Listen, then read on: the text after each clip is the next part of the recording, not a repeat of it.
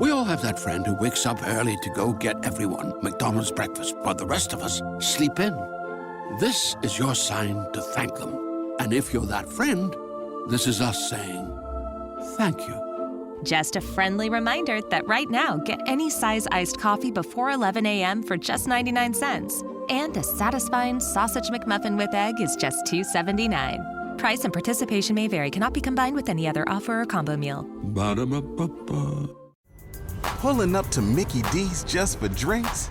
Oh yeah, that's me. Nothing extra, just perfection and a straw.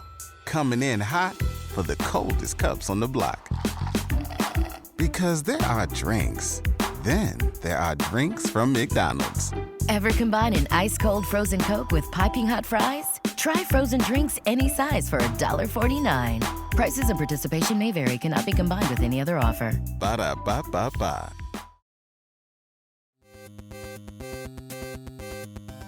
Fala aí, galera.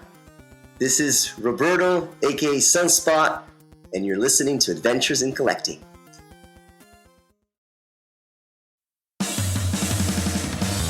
Are you ready, kids? Get your parents' permission, check your mailbox, and grab your shopping cart. It's time for the Adventures in Collecting podcast. I'm Eric. And I'm Dave. Welcome to Adventures in Collecting, where we talk toy news, culture, and hauls, along with our journeys as collectors. Hello, everybody, and welcome back to Adventures in Collecting. Hi. That's right. I should have had you read the intro this time. Jeez. Yeah, that was, I'm sitting here like pointing at Joe. Joe, you do it. You do it. It's not usual that we have a voice of the pod. Our mysterious voice behind the curtain, man behind the curtain, Joe is joining us for this very special episode of Adventures in Collecting. Joe, I had to be here, and it's especially with the voice relevancy of the.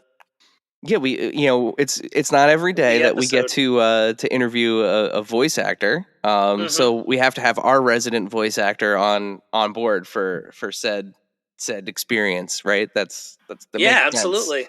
I mean, I could throw it out there. Are you ready, kids? Perfect. Yes. Everyone's gonna think the episode just started over from the beginning. Yeah, really. Like Eric, did one of those leads that you've unburied just come back to haunt us? Or haunted leads? No, but like you. I don't know why I said that like Homer. Yeah, that was very. Leads. But I will not be burying the lead this time. It's a very exciting time for toy collectors and kind of people, especially in the Marvel fandom right now. X-Men 97. Guys, have you ever heard of it? Is that something? I'm familiar. Yeah. A continuation of the original X-Men series that originally wrapped in 1997 after 5 seasons. X-Men 97's first of what we can only hope will be many seasons is quite literally lighting the Marvel fandom on fire with episode after episode of some of the finest weekly TV storytelling we've seen in a long time. Ahead of the much-anticipated season finale this week, we are thrilled to welcome this episode's guest, the voice of Roberto de Costa, a.k.a. Sunspot himself, Gui Agustini. Gui, welcome to Adventures in Collecting. Thank you so much. I'm so excited to be here. Thank you so much for having me. This is so exciting. You guys have an incredible voices I hear already, and I'm so happy to join and to know that it's one of the first, or maybe the first of the cast members, and it's super special. Yeah, we do have a little bit of a through line to X-Men the animated series. We did have at one point we had the original voice of Gambit on the show. Going way back, friend of the pod, Tony. He was quite a guest. That was our last voice actor guest. So it's been a while. But not for any reason, by the way. Yeah, we don't want anybody to. Yeah, that's just how it just happened to be that way. Yeah, but we're super excited to have you and super excited to chat. So before we get into all of the super cool X-Men 97 stories, the first thing that we ask all of our guests, what are you currently collecting, and what are some of your recent pickups? Right. That makes sense. Adventures in collecting. Anyway, but no, look, I'm not a huge collector. It's the truth. But obviously, since joining this incredible fandom and universe world, I've been collecting the Funkos. The 8-bit ones from episode 4. Obviously, first I got Roberto, because it took me a little while. Everybody was like so excited. Some of my friends showing it to me, and I couldn't find it on Target, and I had to go online and stuff like that. And then I finally got Jubilee and Mojo, which I just bought. I just bought it today. Got it today, literally. So that's mainly what I'm collecting. And I mean, I'd say some of the comic books. I'm getting, a friend of mine got it for me, the first appearance of Sunspot in 1982, the New Mutants. So I have a couple other ones, and so yeah, little by little, I'm collecting things that are Sunspot, X-Men 97, or X-Men related. That's cool. Have you had the very opportunity to sign any of them yet? Like, have you been at any events where people have brought stuff for you to sign? Yes, I did. I did my first signing this past weekend at Free Comic Book Day, and that was really awesome. And I did my first Funko signing, and some of the comic books and pictures, photos. It's been really cool. But also, like, at every week, I've been joining the LA screening that has been happening for each episode on Wednesdays at Scum and Villainy, and people have brought stuff. They know I'm there every week, and it's been super cool, like big posters and smaller posters, and he actually did yesterday a Funko as well. So getting better, I'm getting better. I'm learning the whole thing. Very cool. Yeah, those 8-bit Funkos cool. are really cool. It's really, and that was cool a great to see. episode too. That was a cool little thing that they turned it around to. Oh yeah, with the video game, yeah, it was super cool. Mm-hmm. Yeah. One of my favorite episodes. Oh, I would say one of mine as well. Definitely. Wow. Yeah, seeing that art style of the beat 'em up, what was it, Acclaim, Konami, right? It was like Konami, yeah. The beat 'em up arcade cabinet, seeing that come to life on screen, and just we'll get into it later, but the dynamic between Roberto and Jubilee this entire season has been awesome. So we'll definitely need to dive into that. Awesome. Sure. Yeah. I'm so excited. So before we get into X-Men 97, Guy, tell us about how your background in tennis got you into acting. Yeah, it's very interesting. So I grew up with tennis. I was never in the arts in Brazil, and I wanted to be a professional tennis player. And I traveled, a lot in my teens, playing internationally in South America. I lived in France, played there for a bit. Actually came to the United States for the first time when I was 14 to train in Florida, and then I went back again. So I was, had graduated high school. I was playing some professional tournaments, trying, to get into the tour. But, I wasn't at that level at all. So then I went to Venezuela to play some professional tournaments. Had met, Chucho, we call him Chucho, and he's like my young brother now. And I stayed with his family for the second time, and then I met his coach. And his coach became my coach and changed my life. He's a second dad to me, and I stayed there for 2 years before getting a tennis scholarship to come to the U.S. I went to South Carolina in a university called Lander in Greenwood, which is close to Greenville, and it was in Venezuela the last 6 months that I found acting, and it came through modeling. I started modeling. I booked a few gigs. My first audition actually for a print campaign I booked, and so it was cool. I was like making money, having fun, just like smiling and meeting people. And then I went to a Subway commercial because they paid more money, and it was my first time having to act, and it was a horrible experience. It was so bad. I had to improvise. It was really awful. And so I left that audition. I called my agent and I asked him to recommend me an acting school, an acting teacher. I thought it was something super simple, coming from tennis and being so into like technique. And my coach there like really revolutionized everything for me in terms of technicalities of like the technique of tennis. So it's like I just, somebody who I can just learn this technique quick or, some whatever. And so I can go in and book these commercials because they pay more money. And she sent me to this woman who had trained the actor studio in New York.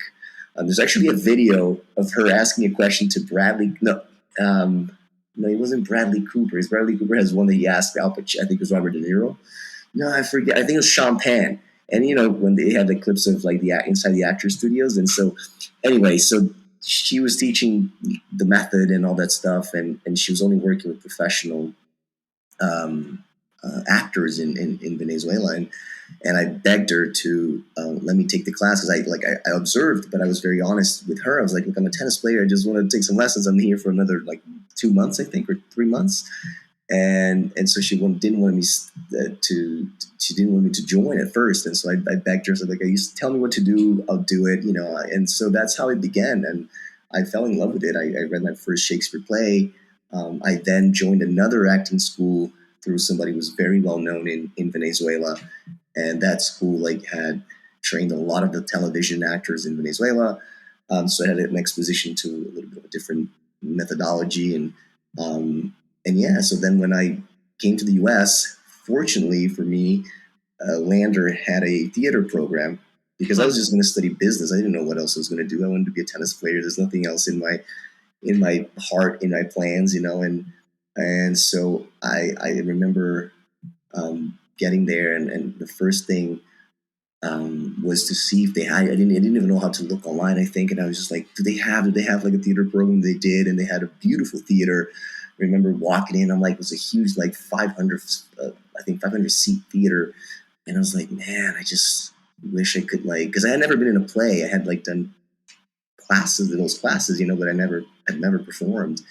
And so I remember just closing my eyes and like, it'd be so dreamy to like be on that stage. And lo and behold, a few months later, I was cast in the first place I've ever done through the teacher there, Monique Bagwell, who, was like cast me in my first play ever. And it was called Picnic by William Inges. There's a movie with William Holden in 1950. It was a very, classical thing. And I played the lead. I played Hal, and that's how it all began. It's kind of weird how it all happened, but timing and all of that. And I believe so much in the universe and all these things. And I think I always had, through like my last years of therapy, I realized that like I think it was always in me, and I don't blame my parents at all. They were very supportive of everything, but I think they never really, Brazil is not, if you don't come from like family who like are in the arts, and though my dad, like, I play guitar, I play instruments because of my dad, and in sports, but it's not a thing like it is here, more accessible. You can't do like theater in high school. You can't, like, those things don't really happen in Brazil. You have to really go to a specific school. And so I was always, as a kid, so like I've always liked to play a lot, and with not only like superhero stuff, and role play, but just like, all kinds of stuff, because I love movies, and so my dad watched a lot of movies, and that was a lot of the influence, and I always wanted to like act in a way without even knowing. But that was a journey. Well, like you said, I mean, being a tennis player and being so focused on technique, and like even the stage of performing and competing, in tennis, you're performing in front of an audience, so there's always way more connective tissue between the arts and athletics than I think a lot of people realize. And it's cool to hear you draw those parallels between focusing on the craft of tennis, and then kind of taking that same mindset and like, wait, this is how I got so good at this, now I need to apply it to a new art form, you know? Yeah, that's very interesting, Erica. It's like I never really thought like so much in that way, and I've heard some of my big idols like Roger Federer and stuff like they talk about we're performing in front of an audience too. They like the obviously to be in center court and have people all those things that we feel when we were like, especially in theater with live audiences or whatever when you perform to a live audience. But to me, it was more like everything that I learned through the dedication, the commitment, the passion that it requires to get better at a sport, at the level that I wanted to play. I think that to me was the number one key and what like really like this connective tissue, as you mentioned, that was like so important for me. Totally. That's awesome. I mean, with that in regards to, how you got started in acting, how did the opportunity to work on X-Men 97 actually come your way? So I mean that was like through my agency, through like a regular audition. But the way I started in voiceover was also, always like through back doors. I guess it's always been like my life in a way. Is like things that were not. It's always I've been very intentional about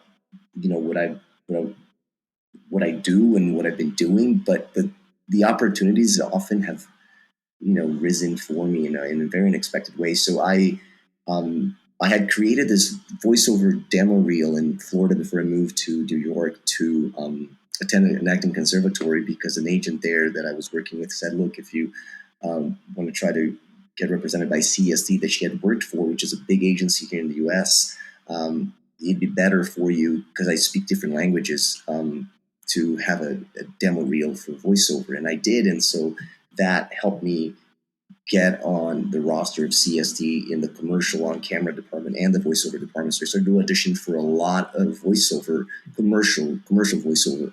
I've been trying to remember, maybe I auditioned for a couple like animation stuff while I was in New York, but it was never a lot, some trailer things, some promo things. There's a lot of commercials. And then I booked a few things here and there. So that was like my first exposition to voiceover. And then when I moved to Los Angeles, I switched the, coasts and here in LA, I guess there's just so much more exposition to animation and stuff. So I started to audition for more animation projects. But I think even before I started auditioning, because I tried to move here in 2020, like in the fall, and I did my first only animation course with Voice Masters that I had never done. And because it was a friend of a friend who like ran it and did the was one of the teachers, I joined. I did a 4-week course. It was awesome. It was a blast, and I learned a few different things. And then I started to audition because then I really got it on the roster of the LA department. And so, yeah, that's how it came about. Like I just, I've been saying this, which is the truth, that I did not know it was X-Men 97. Did not know Roberto da Costa by that name, or even like Sunspot, because he wasn't in the original animated series, and I was not very into the comics. So it did say Roberto da Costa, but I didn't know. So I just thought it was an animation project. And I auditioned twice. I auditioned at the end of 2021. Like most auditions, I don't hear anything back. There's no feedback or anything. So I just forgot. I just sent it out, and then I received pretty much the same audition. Maybe the sides were a little bit different, but I remember questioning like, oh, the only thing was different was in parentheses they wrote Elijah, and then I sent it in again. It was like March or April 2022. So it was like a few months later, and then 2 months later, I got the email from my agents saying that I had booked it. So it said, "Congratulations, Guy, you're going to be a superhero." I was like, "What?" I was super surprised. I didn't know what I had auditioned for, which superhero. I had no clue. So yeah. So you mentioned a little bit about not knowing who the particular character was going into it, but did you have any prior familiarity with X-Men? Like, were they like a a touch point of your childhood at all? Because I know we're all kind of similar age, and that original animated series and like the the especially the comic run in the 90s was just so kind of ever present for everywhere. Absolutely. No, absolutely. I watched. I can't remember if I started watching in '92. I was very young, but I definitely watched it. And as a kid, and I think I still have my Wolverine action figure. I'm so excited to go back home this year to see if I find it, if it's there. But yes, that was my introduction to the X-Men, and then I watched all the movies because I was a big X-Men fan, and then Wolverine was my favorite character, together with Gambit. People have asked me, and I've always loved Gambit, but Wolverine was always my number one. And so, especially with the movies, I watched that a lot. And but I didn't even know like it had been announced. I wasn't following. I didn't get the information, So I had no clue about X-Men '97 until I got that email. Well, That I booked. Yeah. I think Sunspot in general was kind of a surprise to everyone. Like, I don't think that was part of the announcement. Like, it wasn't until they started showing the initial trailers and people saw Roberto, like, not, obviously not powered up or anything, and we're trying to like connect the dots, like, oh, new character, who is this? And like, right. And then obviously that first episode when he's kidnapped, everyone's like, oh, okay. Right. No, for sure, for fans and everything, like everything Marvel, they kept it so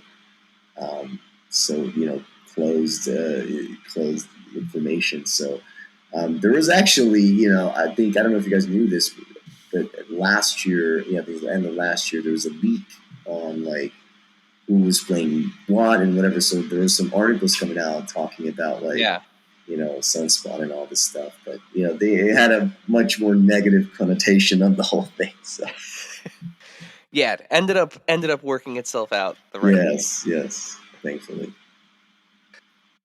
So what's it like getting to play a character that shares a similar Brazilian heritage as yours? I mean, it's so special. It's really special, Dave. I'm super honored. That's what I've been saying so much. I'm so honored to be representing Brazil in this way. But more than that, I've realized since it started, it's not just Brazil. It's the whole Latino community. It's the whole like Latin,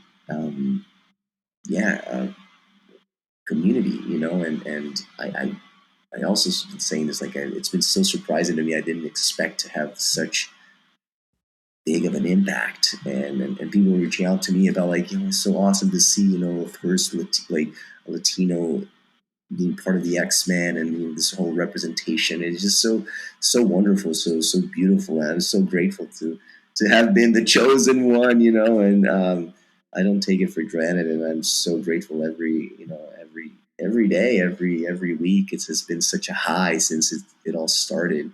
But it was just very special.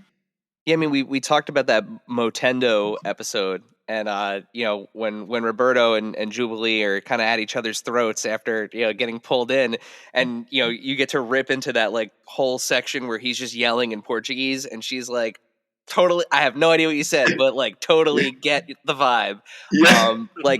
That kind of thing is impossible without somebody like you that could do that so naturally and just kind of just drop right into that and kind of nail it. Yeah, no, for sure. And those expressions were very Brazilian. And somebody had asked me like how much of liberty with the text have I had, and especially with the Brazilian stuff. I'm like, look, the script is so good. It's so like, I'm not ad-libbing anything. I'm not, doing anything that's not there. But as far as the Brazilian words, there was only the word mother was a big change, because he used to be written as mamãe, and mamãe is like, it's like mother. It's not even mother. It's just like it's a very childish way of saying mom. And so, because they were telling me in my first session, like, this is a more mature version. Like, we want a more mature version of Roberto, the whole thing.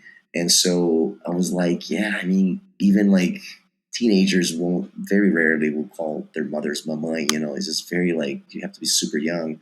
So I just said, mine is what we say. So that was the only thing that was a big input that I wanted to like make sure we had. And obviously they were super open about that. And there was a couple expressions that I think I tried. I can't remember, and especially, in that episode, if it was something that I kind of changed or gave a different option, or if it was what was written on the script. And I found out recently the reason why it was so good, because those expressions some of them are very like Brazilian, and so Bo has been attending some of the screenings.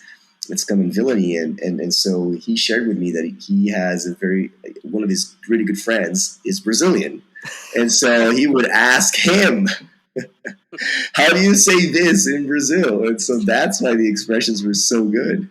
That's awesome. And that totally makes sense too, because everything we've seen about Bo, talking about Bo for a moment, he's just so in tune with the not just the X-Men community, but just kind of this like multicultural swath of 100%. humanity. Yes. He is in it. Watching him live tweet along with the episodes is just, it's fascinating. It's such incredible insight. It's clear that like this is part of his DNA, and part of his DNA. It really is, Eric. You can see it every week. It's incredible. I mean, he's such a fan. He knows about it so much, and he shared recently too that I think the first script that he wrote I think it was a screenwriting course or university or something. It was X-Men related, and I think it was Fatal Attractions, if I'm not wrong. Yeah, that was his or thesis or something. So.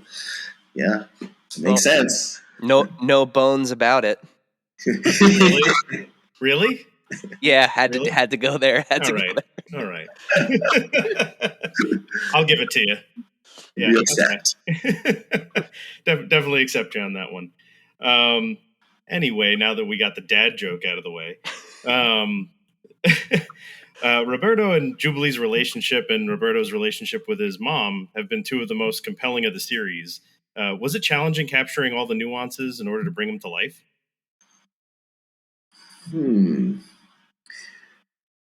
Look, I think that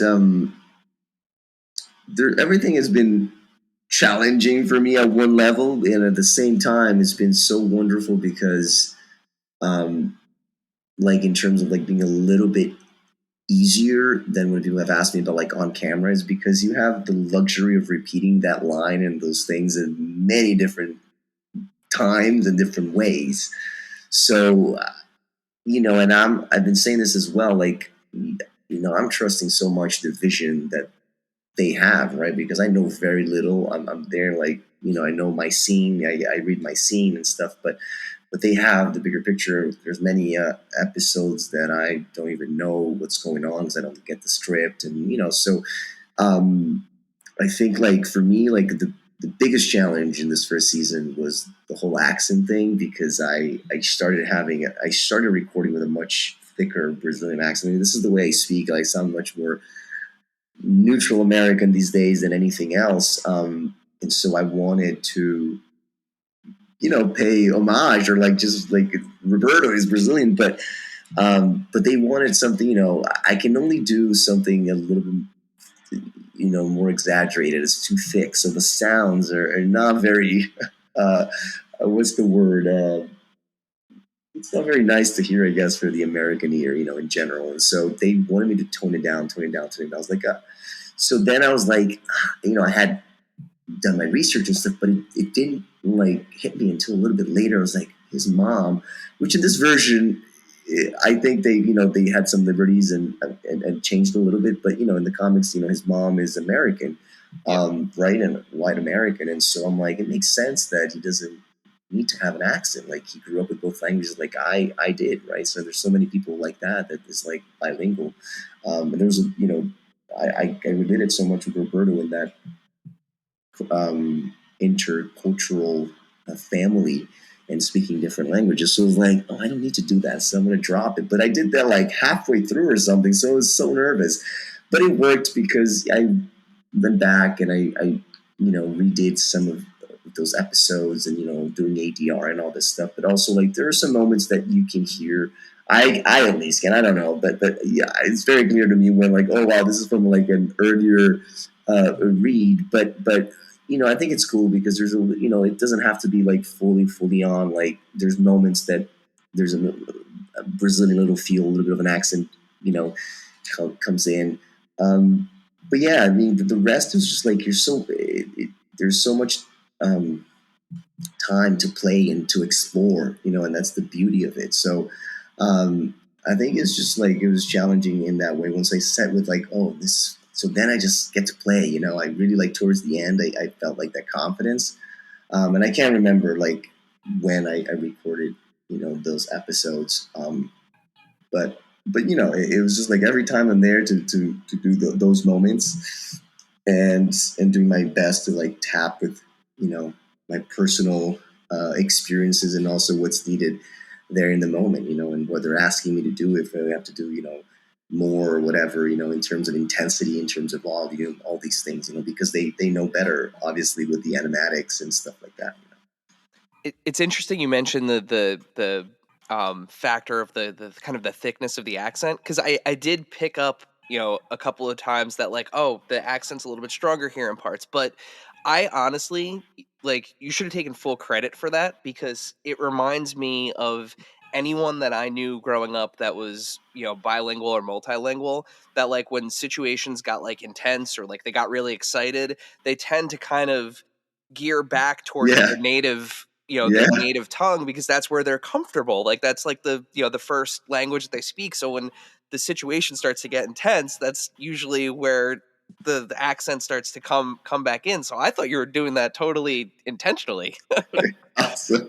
But that makes sense. It's true though. I mean, it used to happen with me a lot. I guess now I just every time a little less because I've been here so long and working on it for years. But it's so true. It's so true. And so when I had the realization, I was like, that's what I wanted to like lean on, because I know it's happened to me, and like you said, it happens to some people, So yeah. And now, a word from our sponsors. This segment is brought to you by our friends at Chubsy Wubsy Toys. A traditional mom-and-pop toy store in Little Falls, New Jersey, Chubsy Wubsy Toys brings you the best new toys from the brands you love without the hassle of pounding the pavement searching for them at larger retail stores. Visit them in person at their brand new home at 101 Newark Pompton Turnpike, Suite 1 in Little Falls, New Jersey, or online at chubsywubsy.com. That's CHUBZYWUBZZY.com. And tell them Adventures in Collecting sent you. We all have that friend who wakes up early to go get everyone McDonald's breakfast, while the rest of us sleep in. This is your sign to thank them. And if you're that friend, this is us saying thank you. Just a friendly reminder that right now, get any size iced coffee before 11 a.m. for just 99 cents. And a satisfying sausage McMuffin with egg is just $2.79. Price and participation may vary. Cannot be combined with any other offer or combo meal. Ba-da-ba-ba-ba. And now, back to the show. So, the X-Men animated series was very important to a generation of kids. And revisiting it over 30 years later, it's just as impactful now as it was then. What's it like being part of what could be considered, and I would say still is considered, a cultural phenomenon? It's surreal. It really is surreal. It's the word that comes to mind, because like you said, all of us grew up with it and grew up loving it, and now just like with never even had like dreamed of that possibility, and now being part of it's just quite surreal. And now getting to experience the whole fandom thing and the family that has been created has just been so special, so wonderful. I've been saying this again from the get when I went to the premiere. Everybody's so nice. Everybody loves these characters, this world, this universe, and everybody knows each other. And and they have for like years, and it's so wonderful. I've been received with open arms and open hearts, and I'm super grateful. It's been such a wonderful experience, and yeah, I couldn't be happier and more proud. Well, just wait until hopefully you start getting on the con schedules and you start doing Yeah. the Well, I am. I'm doing my stuff. first con appearance here in Ontario, California on May 19th at Comic-Con Revolution. So that's going to be my first one. It's Saturday and Sunday, but I'm only going to be there on Sunday. I just posted about it on my Instagram. There's, some of us will be joining, and there's going to be a panel as well. I went to WonderCon a few weeks ago, but just part of the panel, but it was also wonderful. It was my first con ever. I had never been to a con before. So it was really cool to experience WonderCon. That I heard it's a mid-size, like it's big, but it's not obviously San Diego or some of the other bigger ones. So it was super cool, and the panel there was insane. I was so nervous. So I have that one coming up, and I have a few more lined up, throughout the year. So yeah, I'm super excited about that as well. Yeah, just wait, man. You'll be taking pictures with all the cosplayers, in their Roberto. I cannot wait to see. They'll find that out. They'll either find the pieces to make that outfit, or they'll just make it straight up themselves. Yeah. Now that you're part of this kind of like X family, you get to start to experience all of like the best parts of the fandoms, and it's like soak it in, man. It's multi-tiered too, because it's the Disney part too. So like D23 is on the table. Like there's so many different. Yeah, we'll see about that. I've been hearing many different things. It's like I don't know if they're gonna have us there, and even like San Diego, I don't know if they're gonna, because I guess because of Disney kind of like, I guess none of the properties are in San Diego, right? So I'm so new to it all, so I don't know what's going to happen. But I really hope that I can go be a part of it. There's a panel or something.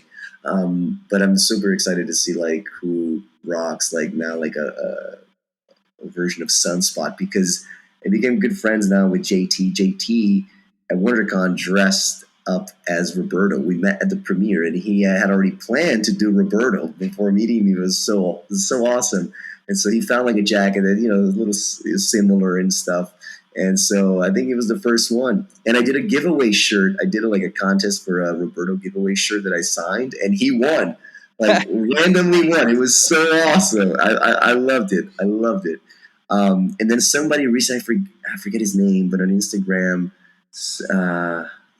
he does a lot of cool cosplays, but he built like the Roberto really similar, like the same colors and everything, with the jacket, the pants, and then he photoshopped his arm with a little bit of fire, so it was pretty cool. Yeah, very cool. So speaking of the best parts of the fandom, let's talk about toys. So far from the show, we've gotten Cyclops, we've gotten Wolverine, Jean, Magneto, Executioner, Nightcrawler, Goblin Queen, Gambit, Bishop, Rogue, and Storm. In Marvel Legends form, so 6-inch super articulated figures. Usually you get about 6 figures per wave when it comes to this. So make your pitch to the team at Hasbro. Who should be in the next wave of figures? Please, come on, bring on Roberto Sunspot. I've been dying to see that. People have been telling me about it. And I just found out recently, I don't know if you guys saw, I think there's an article or something, that they're not coming, the third wave is not happening until next year. Everybody was having a lot of expectations about 2024, third wave. But yeah, I read that. I was a little bummed, but yeah, I get it. It is what it is. But I do hope that, I didn't know that was, you said 6, usually 6 in each wave? Yeah, usually 6 per wave, yeah. Okay. Mm-hmm. So yeah, I hope he makes that. I know there's Morph missing, Jubilee. I mean, there's so many more, but I hope that Roberto's included with, those other ones. We need to have them. Yeah, I mean, and really you've got, Magneto's been featured twice already, because we got Magneto in the classic villain look, and then we got Magneto in the good guy. I like to say babyface M. Yeah. Right. But Roberto and Sunspot, you got two opportunities for figures there, man. You got the depowered Roberto figure. Yeah. I mean, they can do stuff like an arm that comes off and like a swappable arm that's like kind of like turned Right. And then now that you've in the next to last episode of the season, now that we've seen Sunspot in his blue and yellows, you got two opportunities there for a figure. Hear me out. Okay. Jubilee Roberto 2-pack with Mojo in an arcade cabinet. Oh, wow. That's got con exclusive written all over it. Yeah, that's an iconic exclusive right there. That is an iconic exclusive. Let's get it. The only thing you have going against you on that is Mojo was last year's the Mojo World TV with Longshot and that's true. Dazzler. What was that? So last year for San Diego Comic-Con, I believe it was either San Diego Comic-Con or it was Hasbro's like PulseCon event, which kind of happens around the same time. They had a special edition 3-pack, and it was Mojo. It came in. The box looked like a giant like old TV set. And it was Mojo, Dazzler, and Longshot were the three figures that were packed in there. So, wow. Yeah, it was set up online. I've never seen or I didn't know about it. I'll send you a link when we're done, because you can actually still get it. It's on Amazon. It's still pretty much readily available. But I maybe not now after the show, after the episode, it might have gone a little haywire. But but it's been a while since we've gotten a Sunspot figure. I think the last one we got was like an X-Force looking Sunspot, like the blue and red. I got two of those. I was gifted two of those. There you go. That's his most recent one. So it would be awesome to get new looks for, Jubilee's got two new looks in the show already. We haven't had a Beast figure yet from we've never had an animated style Beast, so that would be great. Wow, really? They put out a Beast figure maybe 2 years ago, in like the classic look, but the face is more of like the comic look. It doesn't have kind of that wide, like animated Beast look. So there are definitely some characters from this season that could fill out another wave, and like friend of the pod. You could probably easily get two. Yeah, I mean Xavier. There's Cable, Forge. Warbird. I mean, there are so many options from the season. But like Dan from the Hasbro team said, they plan 2 years out. So the two waves that we got from X-Men 97. I mean, that's something that was 18 to 24 months in planning. Wow. It takes a while to get the figures made. Unfortunately, like the logistics side of the toy industry, right? We've gone into detail with them on the show in the past. So the good news is now you're not working off of potential like storyboard and concept art. They know exactly. They know how to go. Right. And they can be 100% what he looks like in the suit and all that. Yeah, exactly, screen accurate. So sometimes, as frustrating as it is, waiting is sometimes better. So better, yeah. No, good point. All right, so it is now time for our follower Q&A. Dave, why don't you tell our listeners, tell our new listeners and remind our returning listeners, how can they submit questions for our Q&A segment? So, new listeners, old listeners, all listeners, when we announce a new guest, it will appear as a story on the Instagram. And the Instagram in question is at AIC_podcast. There will be a little spot where you can tap on it, and it'll say like, hey, do you have a question for our guest? And you can tap on it and type in a question, and then we see it, and we put it in this list. And, the only way you're going to see that story, though, is if you follow us. It's not. I found out it's not subscribing; it's following. So you have to follow us, and then when you'll see that story, and it'll come up. And then there's all sorts of other cool stuff that you'll see, like news and giveaways, and when we go on vacation and find stuff, or when we just go to the store and find stuff. So you'll see all of that on the Instagram at AIC_podcast. So make sure you get on that, everybody. That's awesome. Yes, everybody. Let's follow. Let's follow, not subscribe. That's for something else. Get our terminologies all lined up here. So we have a total of 3 questions today from followers that we have picked the best 3 that came in. So Joe, do you want to read the first question? Sure. So this question comes from @MatthewJ.Falk. Is there a Marvel character you'd love Sunspot to interact with in the future? Yes.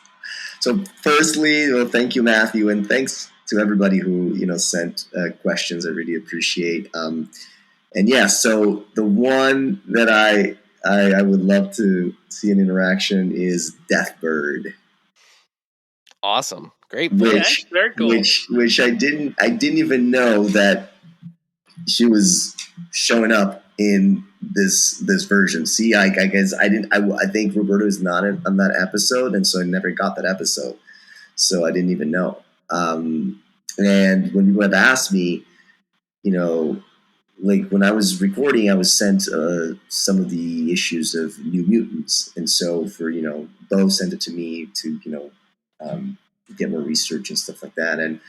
And my favorite part is with Roberto and Deathbird, and it's so funny. And yeah, so that would be the one. Well, she's gonna have to take a visit to the Milky Way ghetto. Yeah. Exactly. Which, by the way, if Milky Way, was that Mars, right? That's Mars, or no, is that Hershey? Who does Milky Way? No, it's Mars. It's Mars, right? Yeah. Right. If Mars does not reach out to like Disney and Marvel and try to put out a ghetto Milky Way bar, that's a missed opportunity. Just saying it now. Missed opportunity. All right.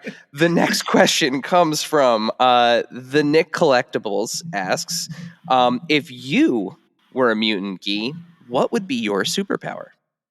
Oh, I haven't been asked that before. It's so hard. It's so hard. Don't say you're not allowed to say an ace every time you serve. You're not allowed to say. It's really hard because I think I can name 3 in a row like very fast. So I think I'll go firstly with like teletransporting, like like moving around like that. I think it'd be my first choice. All right, why don't we all answer this one? Joe, what about you? What's your mutant power? Really? Yeah. Completely caught off guard. Good. That's fun. That's what makes this fun. I mean, psychic powers would be kind of fun. Oh, okay. I would say that would be kind of fun. Yeah.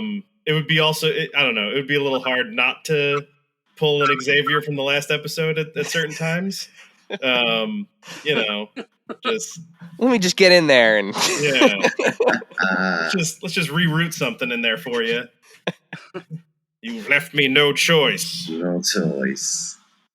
All right, I'll do mine. Mine, I got to go with my boy Hulk, and I got to say super strength. I'd have to go super strength. As I've said many times on the show, and sometimes get made fun of for saying it, I have 2 kids, and I talk about them endlessly. But like, I'd imagine super strength, like any superhero you've seen with super strength doesn't seem to get like real tired easily. So like, just to be able to like constantly pick them up, chase them around, move things out of the way, like just no big deal. Yeah, like that. That's what I would use it mostly for on the daily. Nice. Yeah, see, mine I'm looking at like practically as well, not because it's cool or anything, but just because like I'm starting to get to that point where like I wake up and something new hurts. So I'm going with healing. Okay. Okay. Yeah. All All right, just stay away from the Weapon X program. Yeah, it's like, oh, what did I do yesterday? I don't know, but my elbow hurts for some reason, so... Yeah, just remember, no grafting really strong metals to your face. just let it heal quickly. That's all. More like Deadpool. Oh wow. Fair. You do also like tacos, so that would go. Yeah, that would go very well with your. I've been told I'm a bit of a wise guy too sometimes. So. Fair. See, you guys gave me a now. It's going to be easier for me to say mine because now with the whole practicality thing, like thinking of like actually like my life, like as a Guy, makes total sense. I unconsciously chose like teletransport because I just like to be in many different places. Like I can just go. So I'm always like feeling like I'm running behind or I'm late or something. Like I can just poof, go. Think about how many more gigs you could take if you could just you don't have to sit in traffic. I love it. Dave, do you want to do our last question? Yeah, I mean, of course. So, at end just beginning. Oh, Abdi. Oh, thank you so much. Oh. Yeah. What's your inspiration that keeps you dedicated to pursuing your passion? What's my inspiration? Wow. Yeah, I never thought of that. That's a very interesting question. I appreciate it. Abdi's always been so supportive, and I really appreciate her. I think at the core level, I'd say it's just like my drive to wanting to be better, to wanting to improve, wanting to grow. I think it's all correlated, in my career and in my personal life, because I believe so much in growth and in like self development, right? And so I think that's what it is. That's why I hustle so much. I try, I believe in like always doing your best, no matter what it is that you're doing. Sometimes we do things we don't want to do, and it means to an end, whatever it is. Because I always would say like passion, but she mentioned like to maintain the passion, right? You gotta have passion. So, but it's true. Like sometimes it's hard to maintain it. But I think for me, it is that I want to get things done. I want to get better, better in my acting, better in my, now like in life, with people, relationships. And so, yeah, I think that's what it is. I don't know. I think it was like very early. Again, I think because of tennis, it was like ingrained in me. I want to be able to like beat the other person. I want to be able to like do better shots, and that was always the drive. Committing to something fully. So yeah, I think that's what I'll say. All right, and with that, we've reached the end of our Q&A segment. So thanks again to everybody. Yeah, we did it. Everybody, thanks, that submitted everyone. questions. Thank you, everybody. Thank you so much. So before we let you go and remind everybody where they can follow you and find you on the internet, we have a tradition here on Adventures in Collecting. Dave, of which, by the way, this is the first time there's been an inside the actor's studio reference in the episode. Before Eric does this. Yeah, prior to this. So this is wow. This is fun. All right. So, Dave, would you like to fulfill your role as this podcast's James Lipton and ask our final question? Why, yes, I would. Nice. Our last question that we ask all of our guests. Guy, what is your favorite and/or strangest piece in your collection? It can be one of each, or it can be both. That's a great one.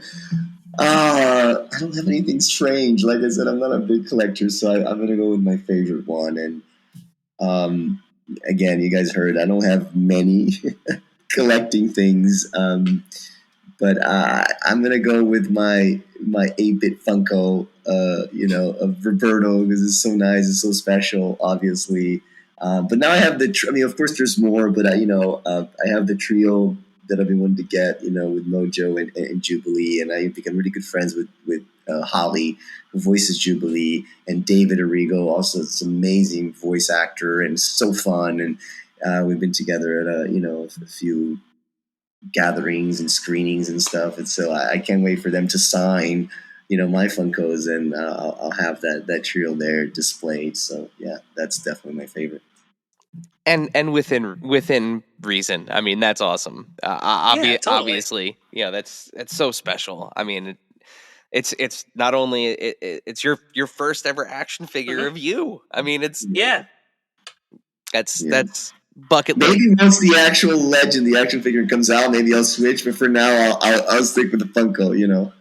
Fair. What about you guys? I want to know you guys. One of each, because you guys have so many, so I need to know.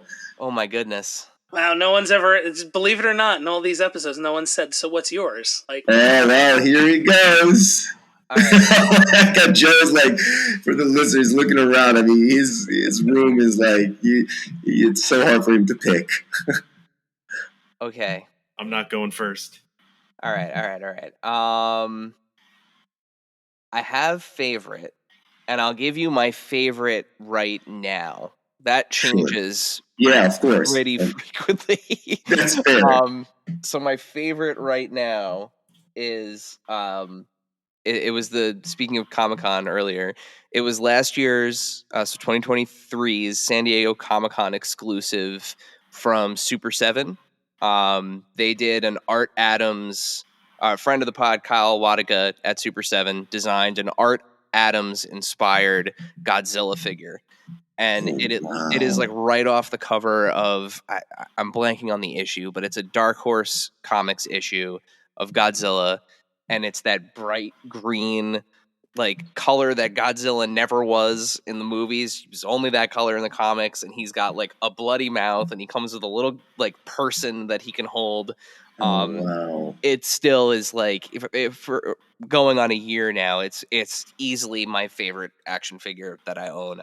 I'd grab it, but it's kind of currently buried behind some other stuff. But that's awesome. My favorite. Strangest. Jeez. You guys put that question there. I wonder what would it, and then I want to know, what have you guys heard as one of like the strangest things? We've got some stuff. Yeah, we got some good ones.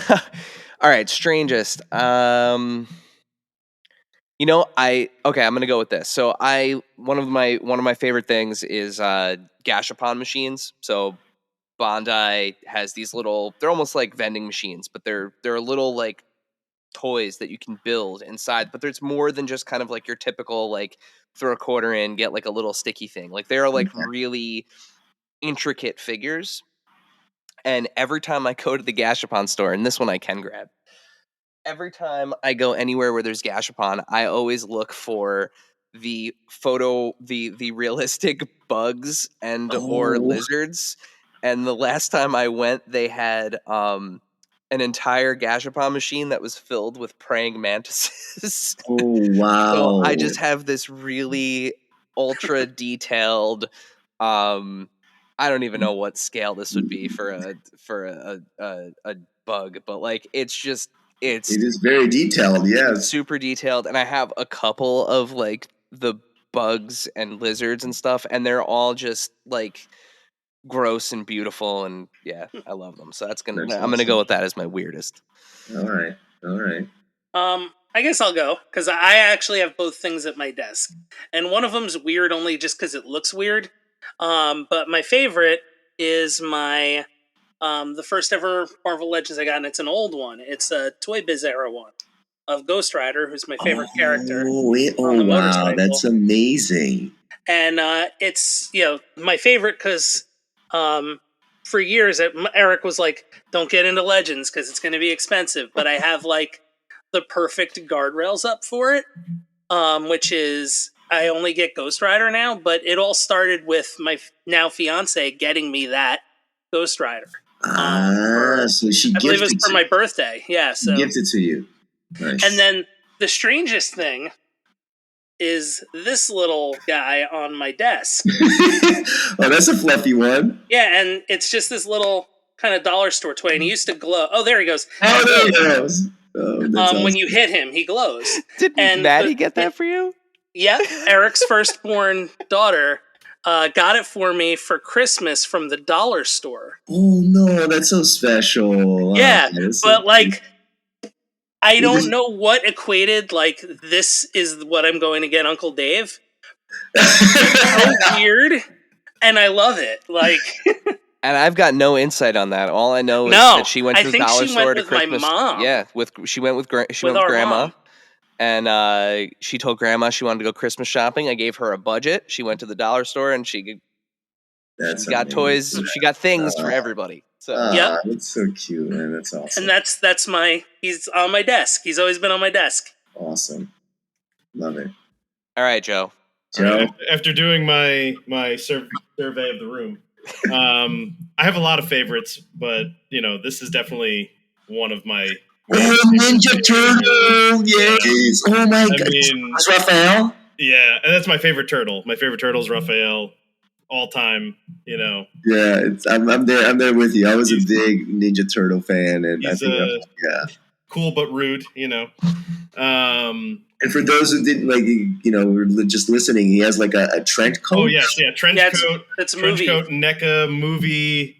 Raphael, definitely like one of the best. Is that a Jose Canseco bat? Hope you get the money on it. That's so cool. That's so cool. Definitely one of my favorites. Obviously, like there's just a ton of stuff in here that's too hard to really pick a lot of the favorites. But Strangest, and these guys definitely know about my Strangest. I got really into the John Wick movies, right? Like, fantastic movies. Yeah. So I started collecting John Wick action figures. So now I have like a bunch of John Wicks, and I'm like, you know what? I need to commit to this bit. I now have an entire shelf of Keanu's. Oh, no. It's different versions of Keanu Reeves. I call it my Oops All Keanu's wall. How many do you have? So I have about 4 John Wicks. I've got a Neo from The Matrix. I've got him from Bill and Ted. Oh, so literally the characters that Keanu has played. Oh yeah. What else? I didn't even know that those existed.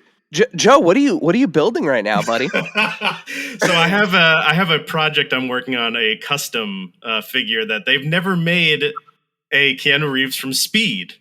So I had a 3D printer. I had a 3D printer make a head. I bought the bodies. I've got the different costumes from when he's plainclothes and when he's a cop. So now I'm going to have 2 of the only. Are you 112 seriously making it happen? Like, is that? Yeah, no, yeah. They're just for me though. I'm not. I get it, but like, the company creates it for you. So I found a person who 3D prints heads for figures. So like usually for like Marvel Legends figures, they'll make special, different heads that have never come out. And I saw he had like a John Wick head, or he had like one from Constantine. And I'm like, I got a question for you. Can you cut the hair and make it younger? Wow. And make me a Jack Traven? And he was like, that's wild. I'm going to do that for you. Wow. I thought you were going to say Shane Falco from The Replacements. Oh, you got that one too. I didn't. Okay, we're getting down a really big rabbit hole here. And I have to. And then you need to get Keanu's Don Juan in Much Ado About Nothing. There you go. I also need Keanu from Dracula. There you go. Yeah, the outs. You need the late outs. And Keanu from the Paula Abdul music video. From Hush Hush. My goodness. Yes, I've never met. There is this entire cottage industry in the toy world of people that make 3D printed heads for, because like any of the Marvel Legends figures, you can. Oh wow! Oh, I didn't. Oh wow! I don't remember that. All of them. Pretty much, especially the Marvel Legends ones. I mean, they're very customizable in that regard. So, like, I'm holding for the audience at home. I'm holding a Scarlet Spider Marvel Legends figure. So, like, the figure doesn't come with the Ben Reilly, unmasked head, but people out there, like these 3D printers and painters and artists, will make like, unlicensed, not Ben Reilly heads and sell them, and you can, you can get them unpainted, you can get them painted, however the particular, artist and seller is working with it. But, a lot of times with like a Marvel Legends figure, Like you might have a character that's just in a business suit, it's just like a guy in a suit. So like people will make, heads that look like the actors who have played James Bond throughout the years, or anything really. Like they make anything and everything, and including many Keanu Reeves style heads. So you show your photo. So yeah, that's the custom Keanu head. That's the Keanu head. I see. And then there are companies. So if you want to gift somebody and get a photo of their face, you send it to the find the person, and they can create that for you. If they're willing to do it. Yeah. Wow, that's amazing. Yep. Yeah, if they're willing to do it. I'm planning on getting a 3D printer at some point. So you let me know if you want to send me something. When I get the 3D printer, I'll So the 3D printer literally is you, but how do you get the shape of the head? So you have to do some sculpting. There's a lot of okay. You do some sculpting within a program, and you got to make sure you get your dimensions right, all that, and then the printer will. It can take hours depending on what you're doing. Okay. Layer it and print it. You got to sand it, paint it. Well, depending on what kind of printer you have, you might not have to sand it, but you got some goals there. All right. Oh yeah. Oh no, I got some goals. Love it. Well, obviously, everyone listening, the season finale of X-Men 97 airs this week. If you are listening to this episode when it is brand new, and man, do we hope you are listening to it when it is brand new, airs on, it is the 13th of May as you're listening to this, and the season finale of X-Men 97 is on, Wednesday, May 15th. The 15th. So in 2 days. In 2 days. But Guy, outside of being able to hear you in that episode, please tell our audience, our listeners, where can they find you on Instagram, and what are you working on next? Where can they look for you next? Sure, I'm at Gui Agustini. It's AGU Agustini, and it's GUI Gui 1. That's my handle on Twitter too. I'm not very active on Twitter. I mean, because of X-Men, because almost every week I've been trading number 1, so I go on Twitter too and repost some things, and Bo is very active there. So, but I'm very active on Instagram. So yeah, give me a follow and comment, share, say hello. I love to respond and communicate as much as I can. And next, so I don't have anything really coming up anymore. Like I was on an episode of a new TV show, CBS TV show called Elsbeth, and I played a professional tennis player. So I was very excited. This year has been so good to me. It's a short, sweet role, but it was super fun. Episode 5, it came out a couple weeks ago. The show is funny. It's great. They already got renewed for second season. And then I did a short film at the beginning of the year because I direct a lot too. I've been directing for 10 years. And I did this short called West Texas Home, but I shot here in California by Joshua Tree. And it's a beautiful, beautiful story. I did last week my second session of editing.